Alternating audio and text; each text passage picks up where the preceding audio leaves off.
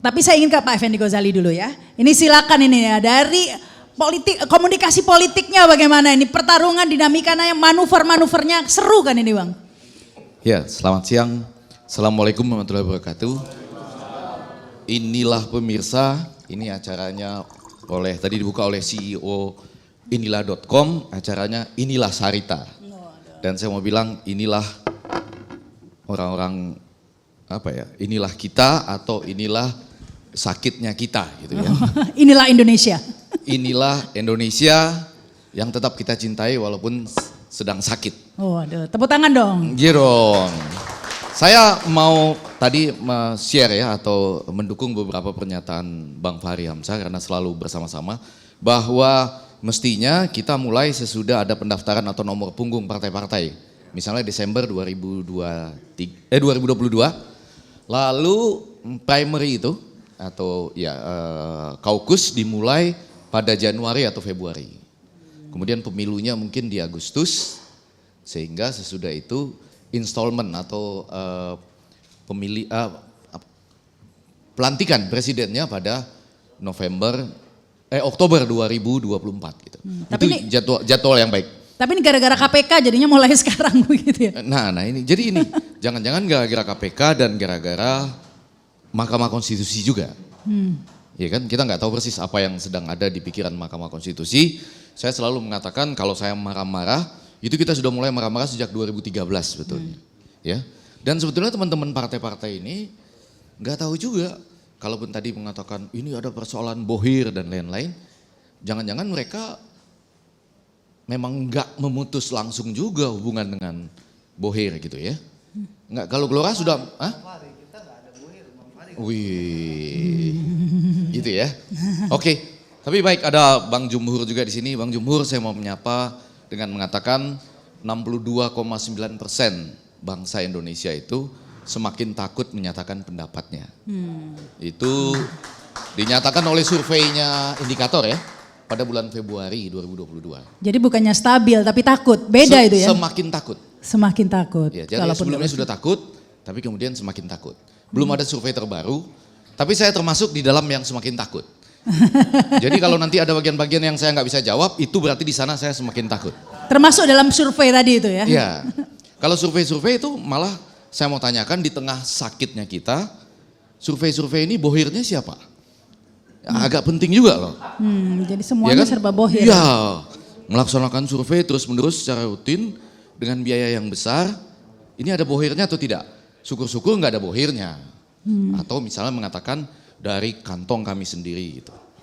Bisa juga, nggak apa-apa juga. Gitu. Widi ketawa-ketawa, mungkin pernah punya pengalaman juga. Atau mungkin itu bisa dijawab dengan Pak Saidiman dulu. Bohirnya siapa kalau SMRC Bang? Iya. Nggak, makanya kita sapa Widi gitu ya. Ada tim Anies juga di sini nih, Kang Widi ya. Baik, tapi saya pelan-pelan satu-satu. Yang pertama, kalau kita mengatakan kasihan siapa, saya rasa pertama kali yang saya mau kasihan itu biar enak nih, biar aman juga saya. Yang paling kasihan tuh Pak Jokowi sebetulnya. Kenapa Rama? Dia dilantik, nih sudah berapa kali saya katakan, dia dilantik 20 Oktober 2019. Di awal tahun selanjutnya, jadi sekitar Februari atau Maret 2020, sudah ada lembaga survei, bukan COVID-nya, lembaga survei yang mengukur elektabilitas calon presiden 2024. Wah itu kan betul-betul sebetulnya, itu yang supersip sebetulnya, betul-betul ya. Orang baru duduk dilantik 20 Oktober 2019, di awal tahun depannya sudah ada yang mengukur elektabilitas calon presiden selanjutnya. Sudah muncul di televisi. Kayak nggak sabar pingin ganti gitu ya? Bukan, itu kan nggak menganggap presiden ada itu sebetulnya. Betul kan? Sudah ada yang mengukur. Coba aja. Nah lebih daripada itu sekarang saya mau satu demi satu lah. Kalau tadi dinyatakan Prabowo adalah pemersatu bangsa. Saya masih yakin dangdut yang pemersatu bangsa Indonesia. Karena kalau kita prediksi pada hari ini ya, siapapun nanti yang akan maju, jadi tadi kan judul dialog kita kan siapa presiden dan wakil presiden 2024, tapi kita bicara pertengahan November 2022. Jadi still foto pada hari ini ya, dengan hasil tadi 32%, lalu Pak Prabowo dan Anies tidak bisa dibedakan masuk dalam 2,8% margin error, kurang lebih gitu ya. Jadi pada hari ini kita berbicara, kalau saya melihat kalau ada 3 pasangan calon presiden, ataupun kalau 3 kan berarti jadi 2 putaran misalnya, ataupun langsung 2, kalau misalnya benar ada kolaborasi Ganjar Prabowo, Prabowo Ganjar katanya begitu pada hari-hari ini, itu saya yakin siapapun yang berteriak sebelum ini kan ada yang berteriak nih, kami akan mendeklarasikan lebih awal untuk mencegah pembelahan gitu. Lepas dari kita lagi dukung siapalah pokoknya ya, ada yang ngomong gitulah gitu. Kami profesional, kami tidak ingin ada pembelahan. Tapi kalau dengan cara seperti yang kita alami pada pertengahan November ini, baik itu 3 pasangan yang menjadi 2 putaran atau langsung 1 putaran, kalau betul ada merger-merger yang kita nggak duga, maka yang akan terjadi pasti pembelahan bangsa. Coba, dari mana logikanya tidak coba? Ya kan? Salah satu pasangan sudah jelas nih namanya Kadrun. Tinggal 1 pasangan lagi. Apa namanya selanjutnya? Itu kalau Anies jadi nyapres loh itu. Iya, misalnya begitu kan. Kan sekarang nih pertengahan Belum November. tentu loh ini. Pertengahan November nih. Iya. Saya sulit melihat, nggak apa-apa nih ada Bang Fahri, Bang Jumhur, Andre, ya, untuk melihat kalaupun 3 misalnya ya, dengan 20 dan 25% sekarang, kemudian menjadi 2 putaran, ataupun langsung cuma tinggal 2, pembelahan. Kalimat-kalimat tadi yang diungkapkan dengan kemarahan ini dan kemarahan ini, itu ujungnya pembelahan. Meskipun ada tokoh pemersatunya Pak Prabowo. Enggak, saya belum, untuk tadi sebetulnya yang lebih menarik itu bukan kata pemersatunya. Kalau narasi yang banyak diungkapkan oleh Andre ini tadi kata tahan yang agak banyak di situ. Karena Menteri Pertahanan. Jadi pertahanan ini, pertahanan itu, pertahanan apa gitu. Kalau di surveinya nggak apa-apa. Ini kita perlu mengungkapkan justru kalau kasih motivasi. Di surveinya menurun kan? Stagnan. Aduh. Survei. Apa? Stabil. Stabil di stagnan. Oke, nggak apa-apa dong. Biar kita Jadi ini. saya mau tanggapin dikit ya. Iya. Nggak apa, Bang Effendi nggak apa pro yang lain gitu. Tapi Enggak, harus enggak. objektif dan rasional juga gitu loh. Jadi Oh, saya sudah dideklarasi pro yang lain nih. Nah, pokoknya beda pendapat pro Anies gitu aja deh. nggak Nggak ada. bisa pro Ganjar juga. Oh, bisa. Jadi gini Mbak, Atau pro siapapun yang belum dideklarasikan. kita intinya berdemokrasi itu dengan keriangan. Setuju. Jadi biasa saja beda pendapat, beda calon dukungan. Yang penting jangan saling menjelekkan, jangan saling menurunkan. Mari saling masing-masing adu program dan adu gagasan saja. Gitu saja. Nggak apa-apa. Supaya ini menarik, saya juga bilang pernyataan Pak Jokowi dengan mari kita saling puji, ya, dan kemudian dikasih tanda petik saling bersanding dalam bertanding ini akan merugikan pihak yang akan banyak mengungkapkan kritik, akan berada pada posisi kan nggak berani, orang bilang antitesis kan nggak berani. Ya nanti di ini. Antitesis nggak berani, termasuk yang 62,9% itu. Kalau tidak berani menyatakan Sudah ada korbannya antitesis itu. Ya kan? Nah, maksud saya kalau ini dinyatakan sebagai salah satu strategi yang harus dipakai ke depan, habis semua ilmu-ilmu komunikasi politik. Coba Anda bayangkan debat presiden seperti apa yang kita punya. Orang kan saling, saya rasa yang Bapak sampaikan tadi benar juga Pak, bagus. Saya setuju, hanya ada perbedaan sedikit misalnya. Strategi yang benar dalam komunikasi politik itu terbagi 2. Memuji calon sendiri ataupun menyerang calon lain. Dua-duanya boleh sejauh positif. Negatif itu hanya kalau ada 3 hal.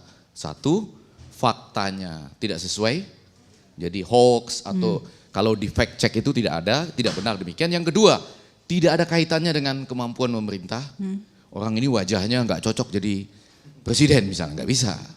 Kan nggak ada urusan antara wajah dengan kemampuan pemerintah.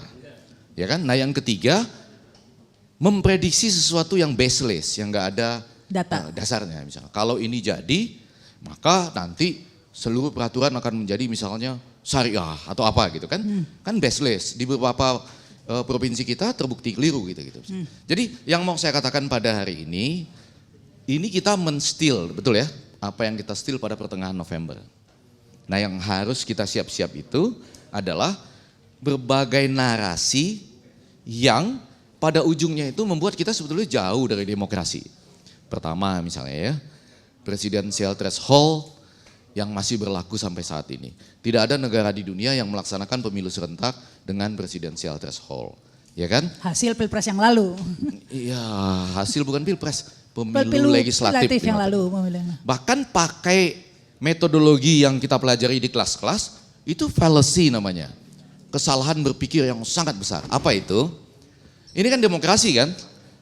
Kalau kita pakai logika kami-kami bahwa pemilu serentak itu, kita kembali ke Undang-Undang Dasar bahwa pasangan presiden dan wakil presiden diusulkan oleh partai politik atau gabungan partai politik, berarti setiap satu partai boleh. Gambarannya kurang lebih tadi Bang Fahri Hamzah sudah sampaikan. Tetapi kalau yang dipakai cara sekarang, ya, dia membuat ini tidak bisa tercapai. Metodologi mengatakan, Bang Zumbur, saya mudah-mudahan ini ditangkap oleh mereka yang menonton, bahwa kalau kita pakai logika kita yang sehat ini, maka semua cara-cara yang kalian inginkan tercapai. Iya dong, kalian kan dengan logika kami bisa tetap membentuk kekuatan legislatif yang mendukung eksekutif, betul kan? Ya. Tapi kalau cara kalian yang dipakai, maka cara-cara kami tidak bisa terjadi. Itu aja logika, jarang loh logika ini diajarkan di kelas-kelas komunikasi politik. Bahwa kalau cara-cara kami yang dipakai, maka seluruh logika kalian, termasuk seluruh logika hakim Mahkamah Konstitusi, bahwa kita butuh sistem presidensial yang kuat, bahwa DPR perlu mendukung dan segala macam, bisa tercapai. Tapi kalau logika kalian yang dipakai, maka yang terjadi adalah logika kami tidak bisa tercapai dan hidup bohir. Kurang lebih itu logika. Inilah bohir. Ya. Kalau dia pada waktu diikut walk out, gak jadi 20%. Dijawab juga. Saya juga. jawab lagi ya, Nah. saya jawab lagi. Undang-undang mengharuskan saya memimpin sidang. Kalau saya tidak memimpin sidang, saya tinggalkan kekuasaan atau saya tinggalkan jabatan saya. Saya tidak boleh berpolitik dengan jabatan hanya karena kepentingan kelompok saya. Masa ada hakim, karena dia nggak setuju dengan keputusan hakim, dia keluar. Saya harus ada di ruangan, setuju atau tidak setuju dengan keputusan. Makanya saya mengatakan saya memimpin sidang karena tata tertib mengatakan harus ada 2 pimpinan di depan, tapi saya tidak setuju dengan keputusan teman-teman. Masa sikap fair seperti ini dicemooh? Masa kita mau berpolitik juga? Seolah-olah kalah menang itu matters. Enggak. Kalah menang tidak matters. Enggak. Kita nggak boleh menjegal keputusan negara hanya karena kita nggak setuju. Ya, Baik, oke. silakan Setuju. ini. Itu soal lain, Pak. Saya setuju yang soal ini. Walaupun setuju gara-gara itu terjadilah 20% gitu. Enggak apa-apa, itu realitas. Mendukung. Enggak walk out. Oke, enggak apa-apa ya. Jadi itu fakta. Nah, saya tertarik tadi untuk enggak, dua-duanya menolak. Cuma kalau saja Bang Fahri Hamzah itu where ya. If Bang Fahri Hamzah where outside. Begini Pak Andre, ada satu orang di situ, Iya. Pak Novanto. Sebenarnya kalau dia tetap ketok palu, akan termuncul perdebatan aja. Iya, betul. Soal sah tidaknya Iya. sidang. Karena tapi undang-undang itu mengatakan- quorum iya. gitu. Jadi beginilah, saya tidak boleh hanya karena politik dan kepentingan pribadi saya meninggalkan tugas. Saya sudah di depan. Dan sidang itu memang harus bikin keputusan. Toh saya tidak ikut. Saya kan tidak ikut dukung yang 20%. Saya interupsi mengatakan saya tidak setuju 20%. Enggak, kita Cukuplah itu, masa karakter seperti itu dianggap tidak benar begitu. Enggak. Saya cuma mau Takut mengatakan. lagi nih Effendi Ghazali. Enggak, saya cuma mau mengatakan ada bagian-bagian dari sejarah yang akhirnya membuat perlawanan itu bisa menjadi lebih kuat atau kemudian seperti sekarang. Kita masuk ke dalam sebuah labirin yang kita tidak tahu harus mulai dari mana coba.